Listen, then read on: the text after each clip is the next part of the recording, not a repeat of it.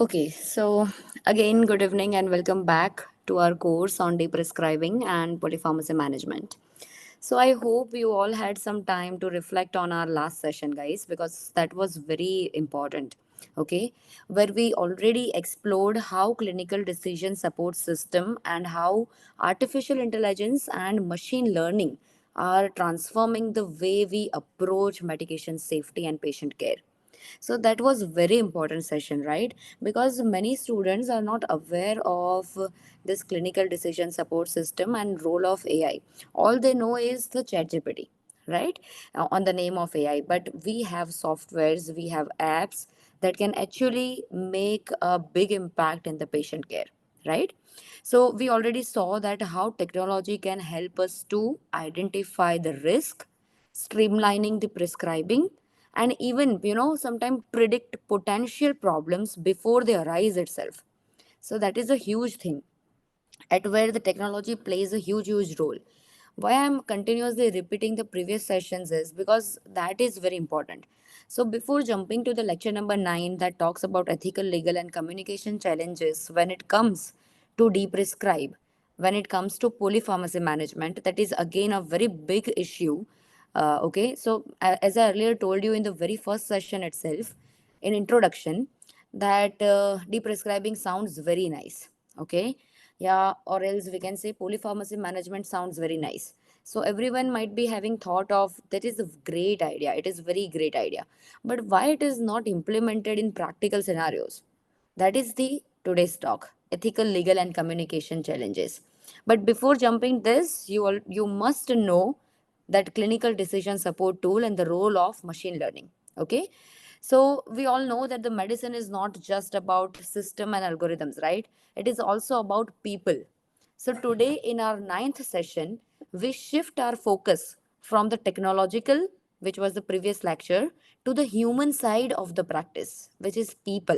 Okay, we will be diving deep into ethical, legal and communication challenges that can come with the deprescribing and management of polypharmacy cases. Okay, this means, let me just brief you about this title and why the importance behind this topic. Okay, so ultimately, the meaning behind this is asking a question, guys. Asking a question like, how do we balance patient autonomy with the clinical judgment? If someone wants to continue with the sleeping pill, right, and we know that the harms are greater than the benefits, how would you deal with this kind of cases? Okay, so that is patient's autonomy with the clinical judgment, okay, versus clinical judgment, we can say. What happens if stopping medication leads to the unforeseen harm, or who carries the responsibilities further if the life threatening situation will arise, right? And how do we have this sensitive conversation with patient? That is also another aspect, and their caregivers also, right, in a way that will build trust rather than the fear. Okay, so these are not just the theoretical issues, let me tell you, they are the challenges we encountered in the real clinical practice every single day. So this is more about practical side. Okay, so over the next 1 hour we will unpack this, we can say the dilemmas. That's through we'll see some of the very good examples. We'll discuss a very good case scenarios and practical approaches. So each of us lives with not just about knowledge, but also with the strategies how to deal with it. Okay, strategies we can actually apply in our own settings on a daily basis. Okay, so let's start, and together we'll explore about ethical, what are the laws, what are the ethical aspects, what are the communication challenges, and why this is very important, how it is shaping the heart of the safe and effective deep prescribing. Okay, so this is a very big issue, sounds very minor, and we can say that miscellaneous issue, it may sound, but this is very huge, right, when it comes to the practical implementation of these things. So let's start. This is introduction. So introduction says why this ethics, why this law, and why this communication matters in deep prescribing. So very first scenario is, it is written here, 82-year-old on a 12 meds. So you can see the polypharmacy case, and the life expectancy is very less because of 82 years of age, right? Comorbid condition. Now, in this scenario, would you be able to stop medicine or not?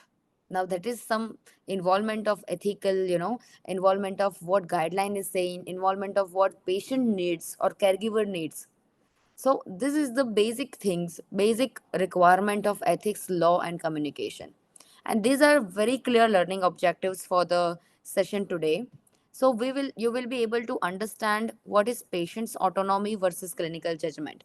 Okay, and what are the situations that arises with this statement, understanding it, okay, and how to identify some of the legal liabilities in deprescribing.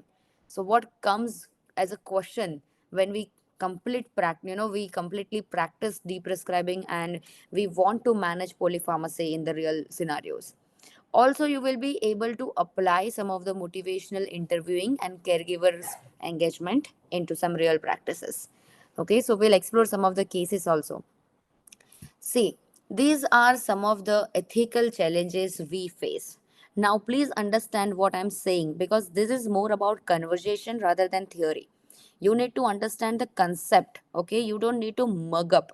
So, from this lecture, no question will be there in your MCQ exams at the end of the session. But this is a concept you need to practice in your daily life when you are practicing deprescribing. Okay, so imagine if you are a clinical pharmacist holding a case paper, holding a prescription that includes 12, 13 medicines. Patient is already having 75 or 80 years of age, already comorbid conditions are there, and now you want to deprescribe something because of some, other than beneficial reasons, okay, other than therapeutic reasons. So at that time, you will be able to do deprescribing or you will be able to manage polypharmacy with these concepts in mind. So, this is how the importance of this topic is, right? Please understand the concept. Ethical challenges. Now, what do you mean by ethics is really different. Everyone has different definition of ethics, right? Some things which is right for the one person that cannot be right for the other one. That is ethics, personal ethics, right? So let's compare now before jumping to the directly the principles which talks about autonomy and beneficence. First, imagine daily life decisions. Okay, so imagine you are helping an elderly patient or elderly, parent, you can say, to decide whether to stop using their old car. Car का example लेते हैं यहाँ पे. Imagine you are helping an elderly parent to decide whether to stop using their old car. Now they want independence. That is what autonomy, right? That is what autonomy. They want independent. They want independence. They want independently driving a car. That is autonomy, own autonomy. Now you want their safety. That is nothing but what? Beneficence, right? That is the reason why you are saying no to driving a car because of the age, right? You don't want to harm from the accidents. That is nothing but the third term. That is the non malfeasance, right? Now, and you also need to think about fairness. If others are sharing the road, that is nothing but the justice. So only one example is enough to understand the principles called autonomy, the beneficence, or the non malfeasance, right, or the justice. So just imagine you are helping an elderly parent to decide not to drive a car because of various reasons, but the patient's autonomy, that is their own independence, their own rights, that is our ethical challenge.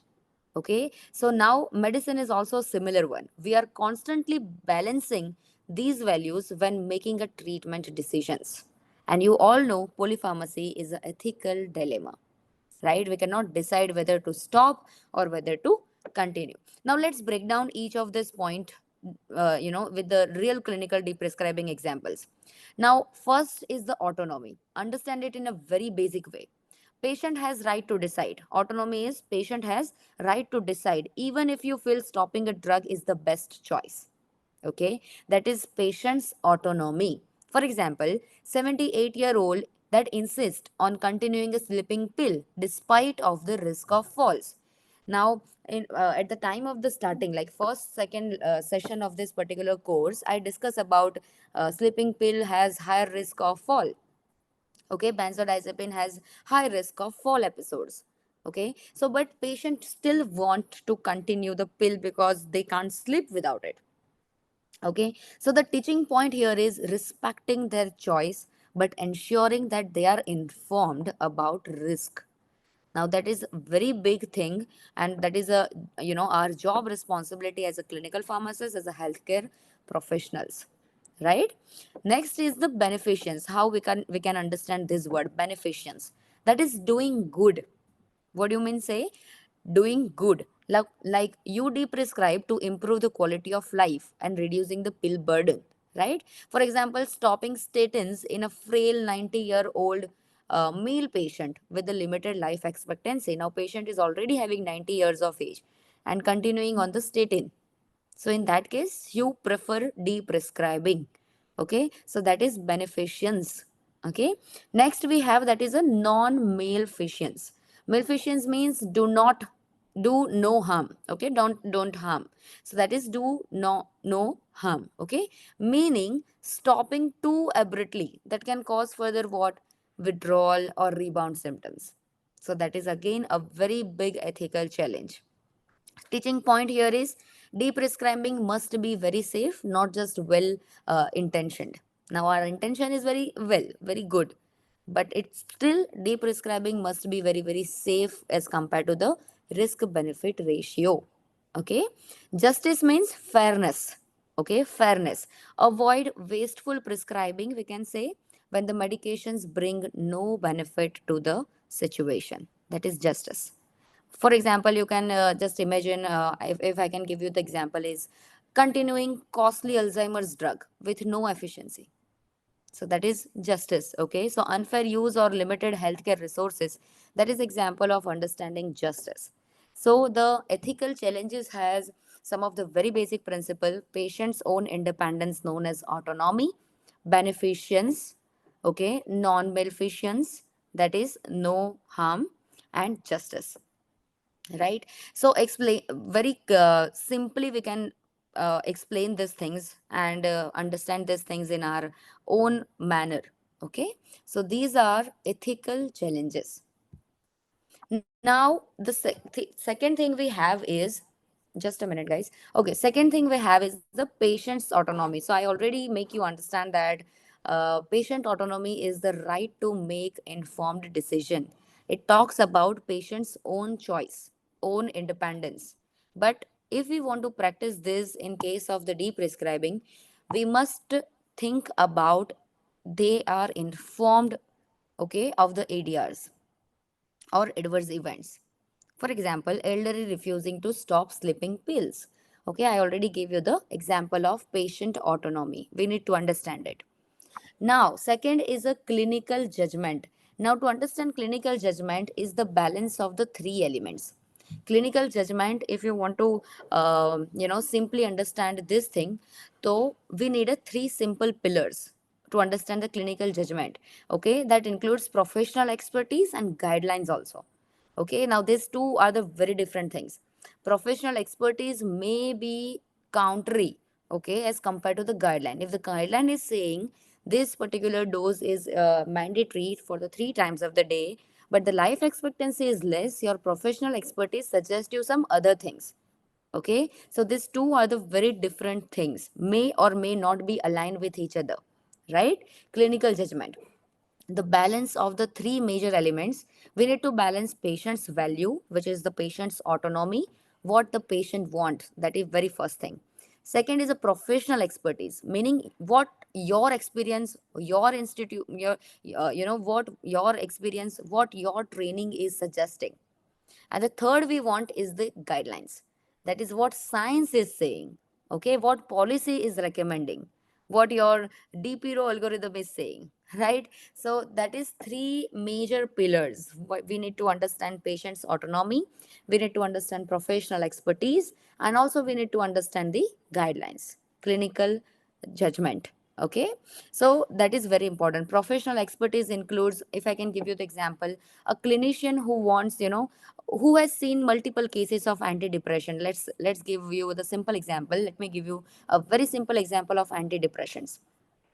So a clinician who has seen multiple cases of antidepressant withdrawal, that knows that further, he or she might be aware of tapering speed, and how it is matters to taper the dose of antidepressant. So without that expertise, following guidelines blindly, that might cause harm.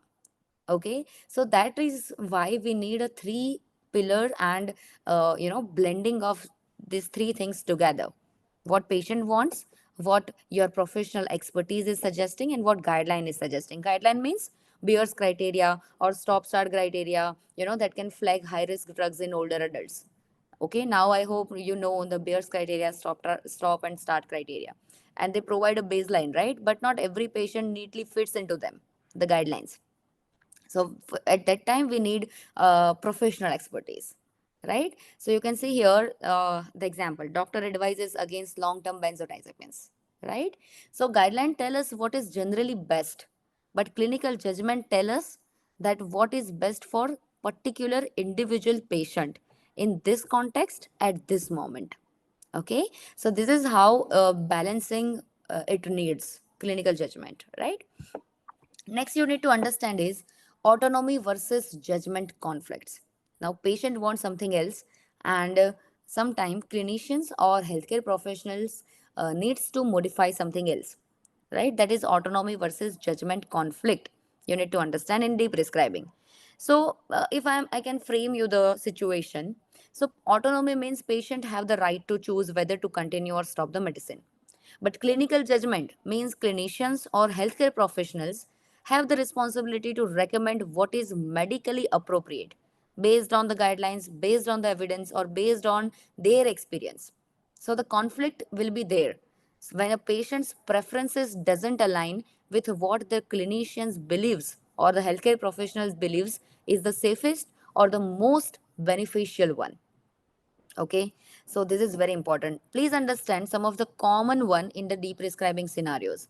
So common deprescribing scenarios I can discuss with you right now. You will relate if you understood the very first beginning, the third and the fourth session of our whole course. Just a minute. So we have very first example of sedative hypnotics.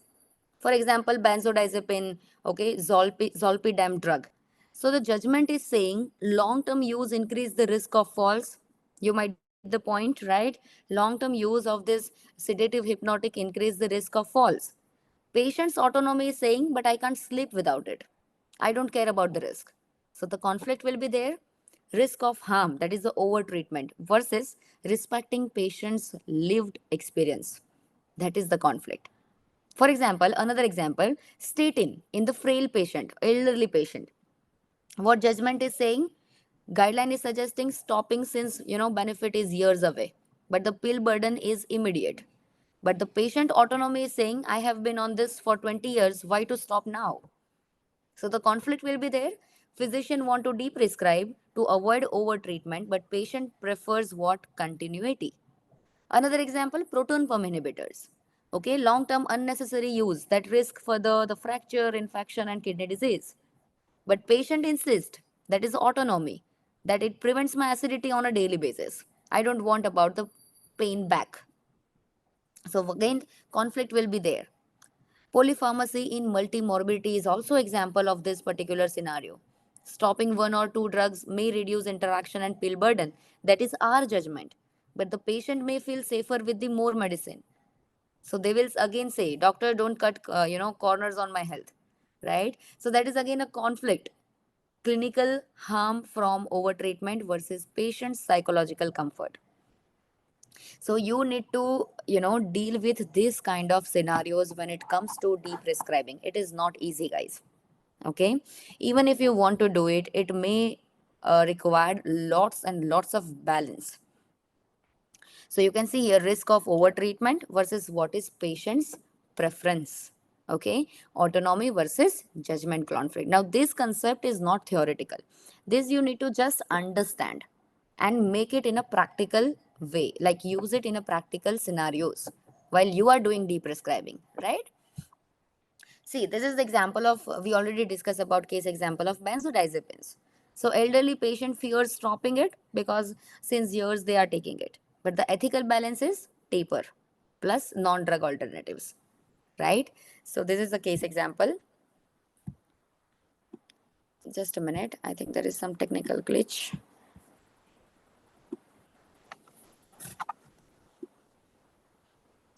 Another example we have is a statins. Statin in case of dementia. So clinician want to discontinue it, but family needs to continue it. So the resolution is clarifying the goals of care. Now this is not as easy. We need to convince them, okay? And sometime if they are not having a background of this particular thing, it is very tough, right? It is very tough to manage polypharmacy. Now, you need to understand the another thing is shared decision making. Now, as the name suggests, the meaning itself it is very clear in the title. Shared decision making means very simply we can understand this is not about the doctor deciding alone or a healthcare professional deciding alone the treatment, nor the patient deciding alone. It is partnership. So it blends what clinical judgment, that what expertise and guideline is saying, what patient values and preferences is, and what is open dialogue and trust, right? So we need to respect values and clinical judgment. We need to encourage open dialogue with the patient and caregivers, and we should use the decision aids. Why this is so matters in de-prescribing? Let's understand why this topic is very important. So, deprescribing, often means removing something patients believe is, helping them. That is what it means. Now, without shared decision making, SDM, patient may feel, sometimes it feel unheard or, unsafe, you can say. But with this shared decision making concept, patient understand further why deprescribing is being considered. Okay, clinicians understand further what the patient values most. And let me tell you guys, this might sound miscellaneous to you, but this is not right now in practice. Clinicians are dealing with writing traditional practices of prescribing everything and deprescribing everything, and patients are used to take as it is, okay, as suggested by doctors. And that's where exactly the clinical pharmacist or a healthcare professional stands, right? We are here for shared decision, okay? We can be a bridge, okay? And this is our job responsibility as well. Okay, so this is the outcome. What will be the outcome of SDM? Outcome is very safe and acceptable plan, right? And it can actually save you in the further the some of the legal challenges as well if you are following shared decision making. Okay, what are the practical strategies of shared decision making? How to do it? Very first is the respecting values. Ask what matters most to you: living longer, fewer side effect, fewer pills, or peace of mind. Because everyone will be having a different answer, right? everyone's you know everyone wants a different thing in life, right? For example, an older adult may prefer quality of sleep over long term cardiovascular prevention. You need to understand it. That is understanding of patient's autonomy. Second is using clinical judgment. So explain rationale. Rationale means why. Okay, so explain that guidelines suggest stopping this sleeping pill because it increases the fall risk, but I want to hear like how important it is for you to continue. Now I want to ask you, have you seen this kind of practice in the hospital? No, everyone is just is going with the flow. But this is how it is practicing in abroad, right? How they are managing healthcare is this way, right? Also encouraging open dialogue means use motivational interviewing techniques, like what worries you most about stopping this medicine? Let me know. On a scale of 1 to 10, how confident do you feel about trying without it? Okay, so this is an open dialogue conversation. Again, you can use a decision aids. What do you mean by using decision aids? So you can use always patient friendly leaflets, risk calculators, and visual charts. I will show you how exactly it is working, right? So you can use patient friendly leaflets, risk calculator, visual charts. For example, showing a simple graph of risk of falls with versus without, with and without sedatives. So that helps patient to grasp better the consequences, you know uh, That is very important. So you can use this kind of thing. That is why we have in our university also what leaflet making competitions. The actual meaning behind this is, practicing in a daily life. You can use these things in a shared decision making. Very, very important. This is our role, right? Also, we have some legal challenges. What do you mean by legal challenges in deprescribing? Now, I will introduce you the issue, okay, the main issue with the legal challenges. So, clinicians often experience what fear of legal liability if the patient experiences harm, particularly death, right? So, unlike prescribing, which is expected in practice, stopping a medication that can feel further riskier very legally, okay, even if it is a evidence based. So sometimes clinicians or healthcare professionals are also worried about some of the legal challenges when it comes to deprescribing. Imagine कि we are doing a deprescribing of warfarin from an ICU patient. It may give them a stroke, right? Lead to the death. So that is the legal challenge in the prescribing, right? So very important is a legal challenge. So there is always a fear in the head that liability if the patient worsen the situation. Doctors may worry that if I stop this drug and the patient's condition further worsen, could I be, further shoot it up or not, right? So why this legal risk feels very higher? Because of some very important, like guidelines are often suggestive, but they are not prescriptive. Meaning guidelines suggest you some things, but it is not always about prescriptive, and that is the only reason why we are understanding from the reference book, that is not we are saying in the prescriptions, right? Sometimes students are also comes with us and ask that standard treatment of this disease particularly, that is different in DPRO and prescription में तो कुछ और ही है. So sometimes guidelines often that is suggestive but not it is prescriptive, and evidence also may be limited for the frail and multimorbid older adults. For example, stop and start criteria suggest stopping pills, stopping proton pump inhibitors, but not all patients fit neatly, right? So that is legal challenge. Prescribing versus deprescribing bias. Okay. So very important is to understand this liability if the patient wasn't. Okay. Also, sometime we face documentation gap. So poor documentation of why rationale or shared decision making that increases further the perceived legal risk. That is very important. Just a minute.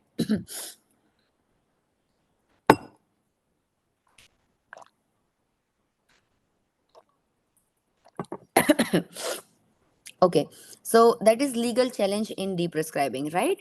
So you need to understand that how to overcome this. You need to be aware of the consequences and how to resolve it if it arises. See this. These are some of the legal principles. So for this, we need informed consent. Very important, and that includes shared decision making (SDM), right? Why? So before proceeding towards the deprescribing, we need to have informed consent from the patient to secure patient's autonomy. Okay. Also, we need to do a documentation of it. Okay. Also, some of the following guidelines, like we need to mention which guideline we are following to deprescribe or to manage polypharmacy, whether it is Beers, whether it is Top Start, whether it is NICE. Okay. So legal principles include these things, which is very important. You need to be aware of. You cannot directly suggest deprescribing and eliminating something from the principle. You need to do it all together, right? Now, see, this is the case I was talking about, warfarin deprescribing. Now, there is a real world example of deprescribing in the United Kingdom. See, general physicians stopped due to the fall risk only, but patient had stroke after it. Stopping warfarin leads to stroke, right? Stroke in the sense that if the patient had a very big issue related to it, if the stopping directly warfarin, it may lead to stroke. So, general physician need to justify why they are preferring deprescribing in that case. So, if it is documented well, they can show it up, right? That is the importance of the legal things, legal principles, right? Also, we have case another. You can see here opioid overprescribing in US. Now, this is the case of overprescribing. Warfarin has the case of deprescribing. So, patient overdosed of opioid. So, liability for not deprescribing, that is on the general physicians. Okay. So, lesson is failure to act can also be negligence, right? So that is another example to understand two different perspective of deprescribing and overprescribing, and both can lead you to the legal challenges if the condition worsen up. Okay, so that is why the legal principles are very important, and to resolve legal challenges we need to be very clear with the guidelines, with the documentation and informed consent. Okay, see, these are the legal safeguards. What can safeguard these things? Obviously, document why. Okay, rationale. Document why you are doing it. Use guidelines, whether it is beers, whether it is stop and start, whether it is nice, anything, right? Take informed consent and involve your team. Okay, so team means whatever healthcare professionals are involved, what clinical pharmacists are there, pharmacist intervention maybe there in the case. Involve everyone in the team. Okay, so this is how you can safeguard your deprescribing principles, and this is the exact reason why it is not practiced thoroughly in our regions, right? Because safeguarding these things, again, it is not as easy as it sounds. Okay, it is very difficult. So these are things you need to follow when it comes to the deprescribing. Now, communication in deprescribing. Now, why this is has again immense we can say importance. Okay, communication. So, patient often say no to stopping medication for several reasons. Like first reason is fear of disease worsening, right? So, if I stop this pill, my blood pressure will rise again. Okay, or example, anxiety about health outcomes. Further drives resistance. Some of the psychological dependence is also there, like habit. Long term meds further can feel like security blankets. Security blanket means patient are taking, a stop egg before egg is there or egg will be there. Okay, so that is nothing but a security blanket. So for example, I have been on this for 10 years. Now I don't want to feel lost without it. That is how you will be having answers from the patient, right? Also, some misunderstanding is also there. Patient may feel the clinician or healthcare professionalism is taking something away from them, and they may not understand the risk of polypharmacy or benefit of deprescribing. Okay, maybe they are having previous negative experiences as well, like prior adverse event or changes that can create fear in their mind. Also, influence of family and caregivers, that is very huge. Family may insist on continuing medicines without indication, right? So that is again a fearing liability or harm. Okay, these are the all of the reasons why patient resist change. They want to take medicine without any indication, without any disease. So in this scenario, what is important? Communication, to let them aware this medicine is not required and it may cause very much harm rather than the benefit. And let me tell you guys, this is a very big challenge because in our own families, people are not getting the point, right? Our own parents are not understanding the importance of not taking medicines without necessity. Okay, so convincing them is a very big task. Okay, but we need to do it because we know that the every medicine comes with the side effects, right? So in these scenarios when the patient resists the change, communication is the only key. Okay, it's role of effective communication further reduces resistance also and improve the adherence also. What are the key strategies to improve the effective communication? First, build trust. What you need to build is a trust. Show empathy. You can use the sentences like, I can understand you are worried about stopping this medicine. Let's look at the risk and the benefits together. You can use these things, right? Also, second, you can do is explain why clearly. Use a simple language like these medicines may no longer benefit you and could increase your risk of falls. Please avoid it, right? Also, encourage dialogues. Ask open-ended questions to them. How do you feel about reducing your medicines? What worries you the most if I, taper this drug? This is how you can ask the open dialogues. Also, you can use some decision aids, charts, risk calculator, and leaflets. And if it is in your family, go on a Google, tab it, and show them. They will trust you then. Okay. Also, involve caregivers. That is also a part of your effective communication. Include family in discussion, especially for your older adults. Okay. And gradual approach and follow up is also a part of your effective communication. Okay, we can reduce this slowly and see how you do. This is how you can go. Okay, so communication in deep prescribing is very, very important.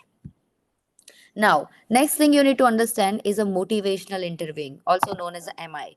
Motivational interviewing, let me tell you the definition. It is a patient centered approach. Okay, so it all talks about patient.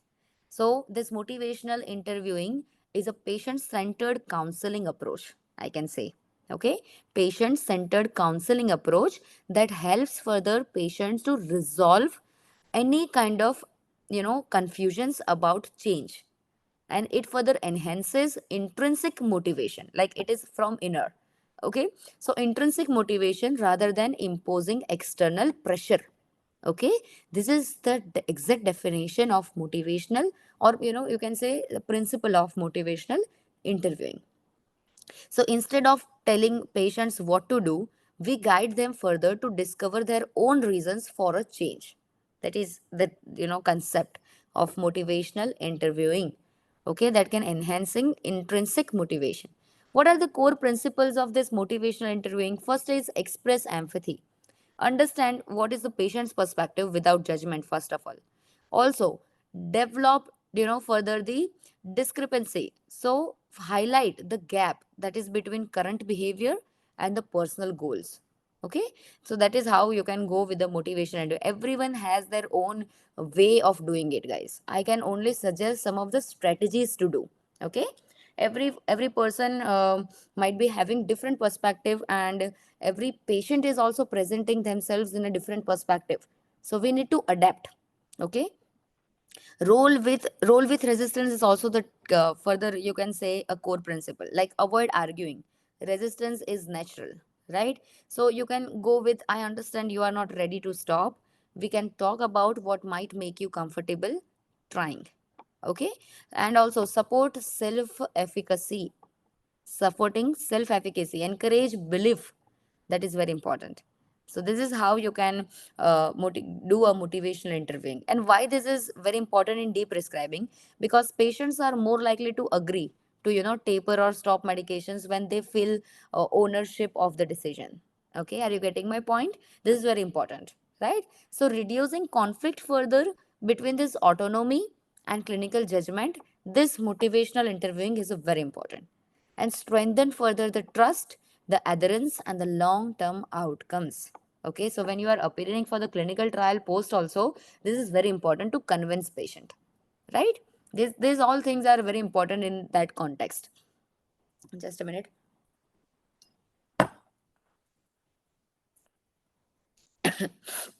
So, this is motivational interviewing. Okay, now this is again MI principles I already discussed with you. OARS करके आप याद कर सकते हो, and this OARS will help you further to do a better patient counseling as well.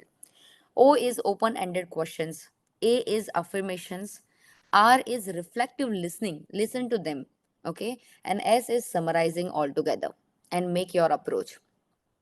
Now, I think understanding about the principles and these things are itself very clear and self-explanatory, right? So this is very important, and you are doing on a daily basis as well in the patient counseling, right? I already told you why this motivational interviewing works in deprescribing, because patients are more likely to agree to tapering or stopping medication when they feel ownership of the decision. So this is how you can go forward. This is example of motivational interviewing. 70-year-old on a three antihypertensive. All three together. Now, see, resistant reframed with a goal. so that can further avoid hospitalization, and patient agreed with it if you are practicing motivational interviewing principles. Okay, so this is how you can proceed. It is all about patient centered, guys. As I already told you the definition, it is a patient centered counseling approach, nothing else. So you just need to think about patient, okay, being in center. So this is how you can go forward with the motivational interviewing. Caregivers engagement, so that is nothing but involving their family and caregivers. Okay, critical in the elderly and cognitively impaired patient, it is very hard to do it because every caregiver will suggest you to go and continue with the medicine because they want to live them longer, but caregivers influence further decision making. Okay, we need to convince them the role of deprescribing. Okay, and what are the barriers with the caregivers? Now, this is again a very important barriers. See, belief in the lifelong meds. I earlier told you they want caregivers obviously wants to live, wants that the relatives may live longer, right? And they want a lifelong meds. Fear of worsening illness is a very big thing, and you need to convince them that the deprescribing and management of polypharmacy will further lead them to less side effects. Okay, so you need to provide them the evidences, you need to provide them the assurance, everything, and these are your barriers in with the caregivers. Caregiver strategies you can implement further. Very first is the education on polypharmacy risk. You can educate them what is the risk of polypharmacy, right? You can show them the empathy for further the concerns. Like we know we can feel you, and we know how it works, and what will be there if the situation wasn't up. Okay, and share decision making. Involve them in every step, so that is how you can give a caregiver a strategy, right? Real case of dementia and the 15 meds. Now you know the patient, elderly patient who are suffering from the dementia, having a 15 meds is the big thing, okay? And it is a case of polypharmacy. So daughter यहाँ पे क्या हुआ था? Daughter insisted all to continue because of the dementia risk, family meeting, understanding of the quality of life, and now you are doing a motivational interviewing, involvement of caregivers, and you are providing evidences further that this dementia meds which are unnecessary because of the less life expectancy because of some other reasons, and they further agree to deprescribe. This is the correct way to proceed, and not directly eliminating drugs from the prescription. Okay, it may cause you some, it may throw you back again in some legal challenges. So this is how you can proceed. Okay, building trust. Now building trust is very important. Why this is matters in deprescribing? Because deprescribing often involves what, removing medicines, okay, that the patients rely on. So without trust, patient may refuse change, or patient may hide symptoms or side effects because of that fear, or patient may lose confidence in the care. So trust, the word that transform deprescribing from a perceived threat into a collaborative plan. So that is very important to build a trust with the family, to the trust with the patient. Okay, and the key elements is, very first is the transparency. So clearly explain like why a medication is being reconsidered, what are the potential risk of continuing or stopping it. For example, this sleeping pill increases your fall risk, but stopping it further may cause insomnia. Here is a gradual plan to minimize a discomfort. This is how you can go with the clear explanation that is comes under the transparency, very first element. Second is respect for patient values. Understand their priorities. What is the quality of life? What is independence, sleep, and pain control in their context? Okay. Ask again and again why matters most, what is mattering, most to you right now. Okay. And incorporate these preferences into deprescribing plans. That is respecting their values. And frequent follow ups. Schedule regular check ins to monitor symptoms and side effect, to adjust further tapering schedules if needed, and further to reinforce the patient confidence in the plan. Right? That is frequent follow ups. And I am giving you a practical tip here. Combine transparency, respecting, and follow ups, into a structured plan. Discuss with them the rationale openly, and that will give you a trust. Okay. And if you are going in a ward round and if you are facing it, you will be having experience also. Patient needs trust. Okay. One day you are going to the older adult or a older patient and giving them the some assurity. Second day they will call you directly, right? So this is very important to build a trust with the patient, right? Second thing you need to understand here is a ethical, legal, and communication integration. Now what comes under these three pillars, very very important. Very first is we need to understand these three all together. Okay, because deprescribing succeeds only when this all three pillars are strong. Very first is ethics. Doing right thing for the right patient includes autonomy, beneficence, the justice, and everything. Okay. Second, we have legal, means law. Doing the defensible thing like avoid liability or documenting decisions. Okay, following guidelines. And third is a communication. Doing understandable things like building trust, respecting values, and shared decision making. So if one pillar is missing here, deprescribing further collapses. Okay, all three pillars work together: ethical, legal, and communication. Just a minute. Okay. And without one, the prescribing fails. Okay. Imagine ethics plus, the law. So ethical intent like beneficence is reducing pill burden. That must be aligning with the legal safety, that is the guidelines and documentation. So if you want to reduce pill burden, it must align with the documentation and guidelines. For example, stopping benzodiazepines, ethically reduces the fall risk, but legally documenting share decision making further protect you from the legal challenges, right? So this is how ethics and legal goes simultaneously. Ethics and communication also go simultaneously. Autonomy only works if the communication is very clear, right?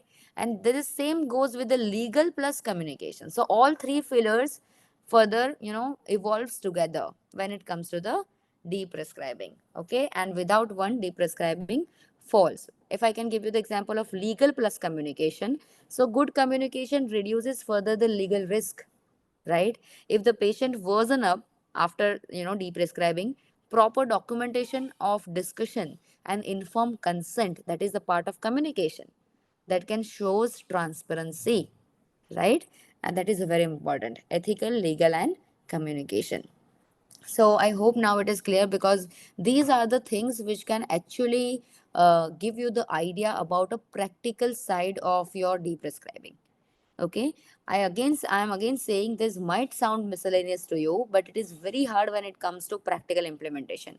And many people like us are not able to do it effectively. And this is very important, because these are the practices in abroad. It is right now under practice, but we are lacking it. Deprescribing is a new concept for us. Polypharmacy management is a new concept for us, but polypharmacy is the biggest challenge in India right now. Okay, and biggest drug related problem also. And these are the strategies which you can actually practice in your daily life. Okay, daily clinical settings. So this is very important. Now here is a teaching reflection. What would you prioritize, patient choice or a harm prevention? Now it is completely depend. I know your answers, right? Because it is completely depend on the patient's case and what patient needs. Here you need to now, after seeing this question, what comes inside your mind? What comes inside our mind? The very first thing which comes in our mind is we need to check what is patient's autonomy, what is beneficence, what guideline is saying, what is the whole case. Okay, so to my point of putting this question in front of you is you need to think of these things what we already understood, the concepts. Okay, so if the concepts are there in your mind right now, this is the conclusion. Okay, what would you prioritize, patient choice or harm prevention? अब इसका answer देने के लिए you need to understand the whole concept what we were discussing since 1 hour. Okay, so this is very important. Teaching reflection is this, and these are the take home messages for today, like balancing autonomy and judgment, Then documentation protects you legally, and motivational interviewing and caregiver engagement ensure further the success of deprescribing. Okay, and this is the framework for the safe deprescribing. You need to remember always: ethics, respect, and beneficence, law document and guidelines, communication, the motivational interviewing, and the plus involvement of caregivers. And safeguard kya karta hai? The informed consent, right? And the principles, the guidelines you follow, and the documentation. These are some of the practical tips. Always involve patient and the family. Use decision aids like a leaflets. Okay? And document means have their signatures on it if you are doing it. Have their consent after doing efficient patient counseling, after doing motivational interviewing, okay, after convincing them.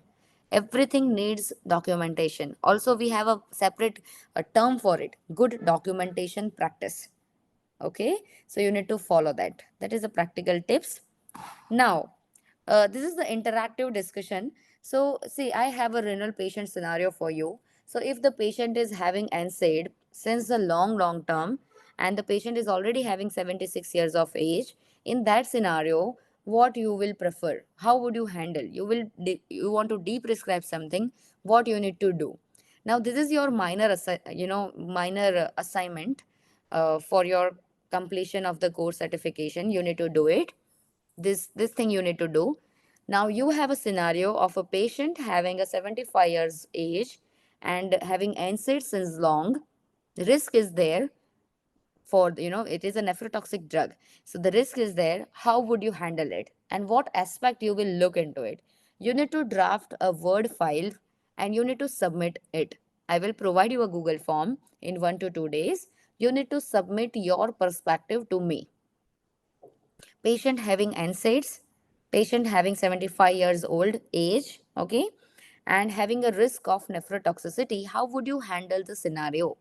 What aspect you will look into it? You need to draft in your own language. I don't need any kind of professional language. No format is there. You need to just draft in 100 words a paragraph. How would you handle it? Okay, and you need to submit. I will send this message in a group also, so don't worry. Okay. So the summary is: ethical legal communication challenges interlinked with each other, and patient centered care is the best practice one can do. Okay? Okay, the closing thought for today is: deprescribing is not just stopping the drugs, but it's starting meaningful, very meaningful conversations. Okay, this is the closing thought, and we are open for question and answer. I will give you. So, are you having any question related to this? I will send you the requirements of minor assignment. You need to submit a Word file of the PDF of the same thing, the scenario I will send in the group, and you need to assess whatever criteria you have understood till very first section, like clear, stop, start. You need to assess. Also, you need to check some of the ethical, legal, and communication challenges, and you need to summarize the whole. In order to get the certificate, you need to submit your project.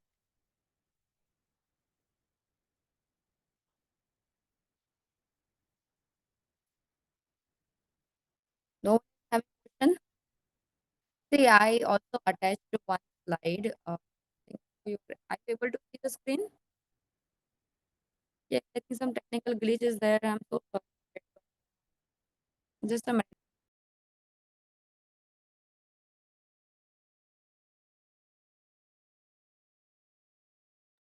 Am I audible to you right now?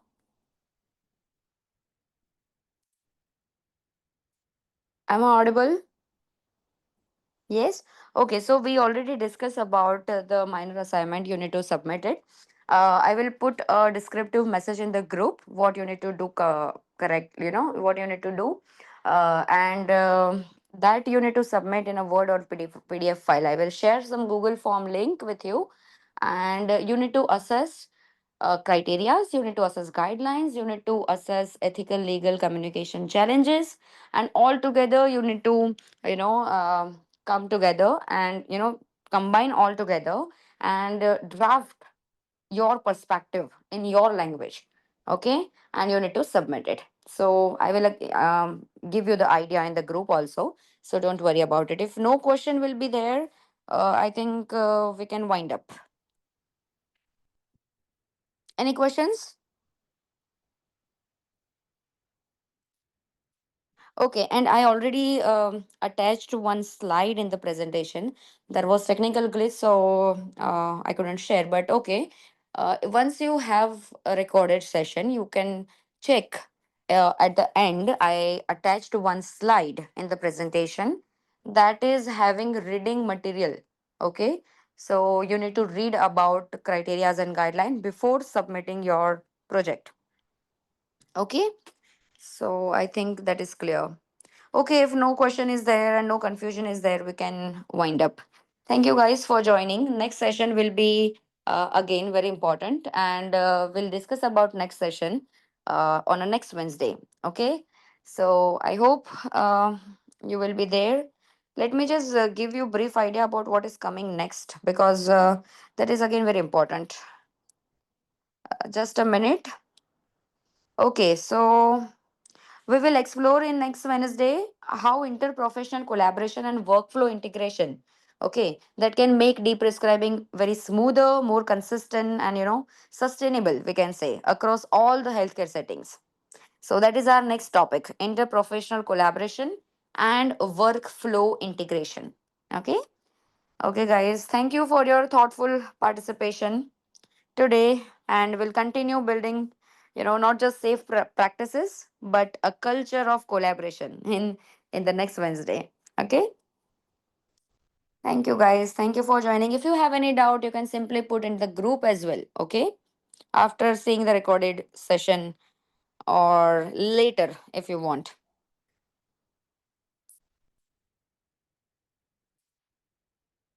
Okay, okay, thank you, thank you.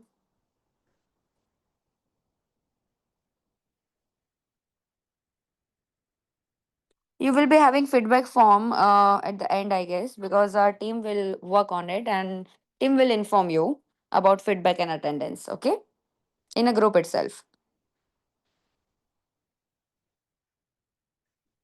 Thank you, guys. Thank you.